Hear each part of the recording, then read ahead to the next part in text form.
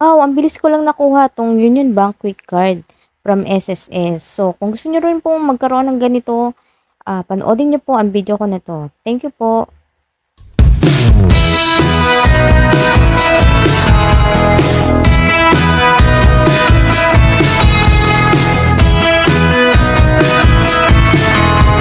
Hello po mga lods, welcome back to my YouTube channel. So, nandito po ako ngayon mga lods sa SSS Pioneer Shaw Boulevard.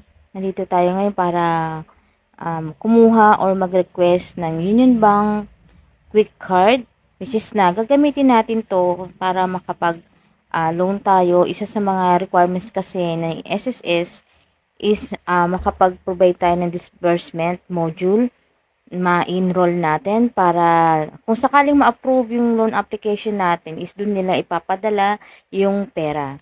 So, ayan. So, paalala lang po mga lods, dito sa Pioneer branch or any branch ng SSS, meron po kasi silang number coding na pinapatupad.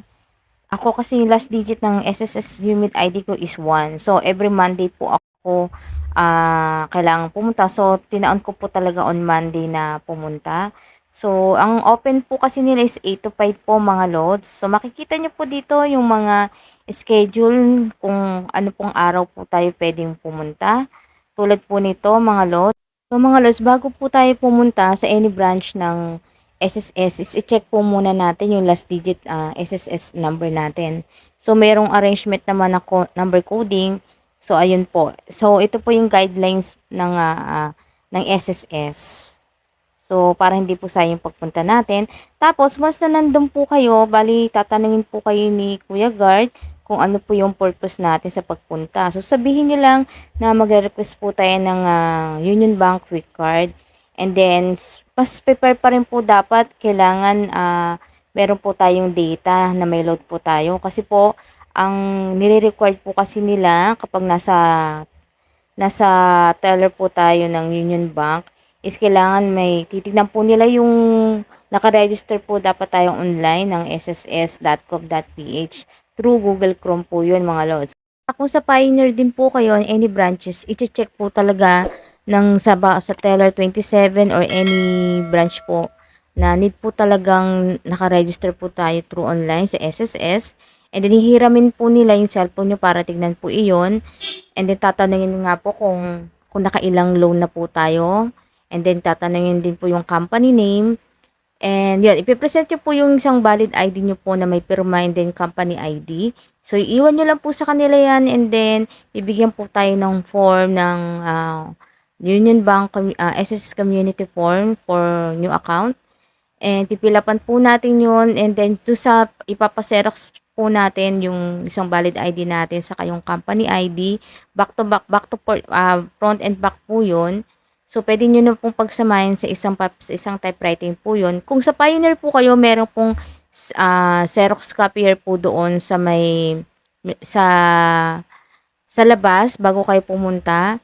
Meron po doon. And, ayun po, after po na mapilapan na po natin lahat at okay po yung pirma po natin, parehong-pareho po at ingat po tayo sa pag-fill up ng application po natin. Bawal po magkamali and dapat black ballpen din po. And then, after po niyan, pwede na po natin ibigay po dun sa nag-a-assist sa atin sa Union Bank teller.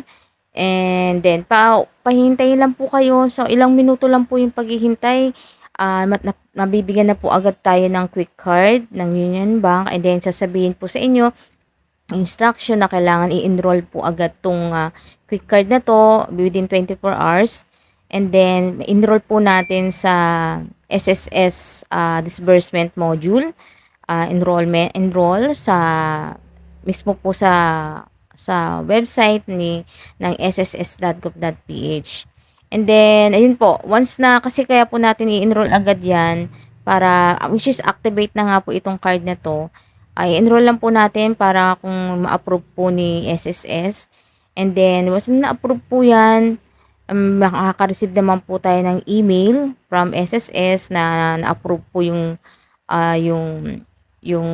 disbursement natin. And then, after po nun, pwede na pong, ang pagkakaalam ko din po, once na dun po kasi idadalhin or ipapadala po yung pera, kailangan ma-pin change na po natin. And paalala lang din po kasi po itong papel na to, yung dito po yung pin code natin. So kailangan picturean daw muna agad kasi madali daw pong mabura yun. So para at least meron po tayong copy. And then yun po, ganun lang po. So mabilis lang po, nakuha ko po agad yung quick card, ilang minuto lang din po. So malaking tulong po ito kung sa mga wala pa pong savings account. Ito po pwede po natin gamitin ito at pwedeng dito na rin po tayo mag-save ng pera at dito rin po lahat ng mga benefits pwede po dito ipadala dito sa quick card Union Bank. Kaya mas prepare po talaga ito. So yun po mga lods, sana po sa mga nagtatanong regarding kung paano kunin tong quick card na to. So, panoodin nyo po itong video na to. Step by step po ito. Napakadali lang po ng pagproseso.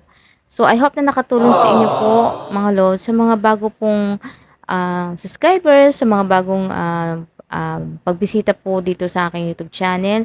Subscribe nyo na po ako, mga lods. Hit nyo na rin po ang notification bell para lagi po tayong updated sa mga ina-upload po natin mga bagong video tutorial. So, thank you po mga lods. Ingat po tayo. Kung may mga questions po kayo, comment lang po kayo sa comment section mga lods.